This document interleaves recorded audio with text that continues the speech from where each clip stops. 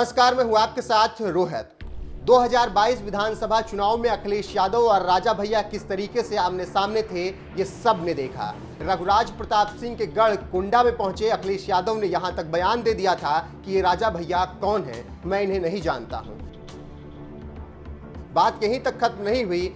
अखिलेश यादव जब जनसभा करने पहुंचे 27 फरवरी के चुनाव से पहले, तो उन्होंने ये कह दिया कि कुंडा में ऐसी कुंडी लगाओ कि कोई खोल ना पाए। अब उसके बाद रघुराज प्रताप सिंह को ये बात चुभ गई।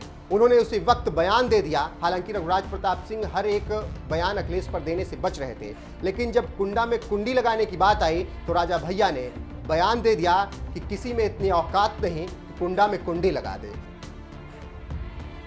जिसके बाद जब चुनावी नतीजे आए तो रघुराज प्रताप सिंह 30,000 के आसपास वोट से विजयी रहे। सपा के गुलशन यादव हार गए। 7वीं बार जैसे ही राजा भैया को जीत मिली, उन्होंने अखिलेश यादव को अब खुलकर ललकार दिया है। जी हाँ, जीत के बाद नव भारत टाइम्स को दिए इंटरव्यू में रघुराज प्रताप सिंह से सवाल किया गया कि आपका एक बयान आया था, न बनी न बनब देव, नतीजों में चरितार्थ हो गया, क्या आपको इसका पहले से अंदाजा था?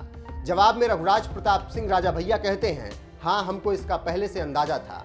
कई जनसभाओं में जिस तरह से कमेंट किए गए वह सभ्य राजनीतिक भाषण की श्रेणी में नहीं आता।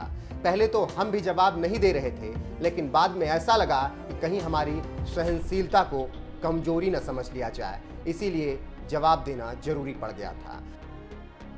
तो आप समझ सकते हैं कि किस तरीके से रघुराज प्रताप सिंह ने बताया कि जब उन्हें यह कहा गया कि कुंडा में कुंडी लगा दो, तो उन्हें यह एहसास हुआ कि उनके भौकाल से अब खिलवाड़ किया जा रहा है।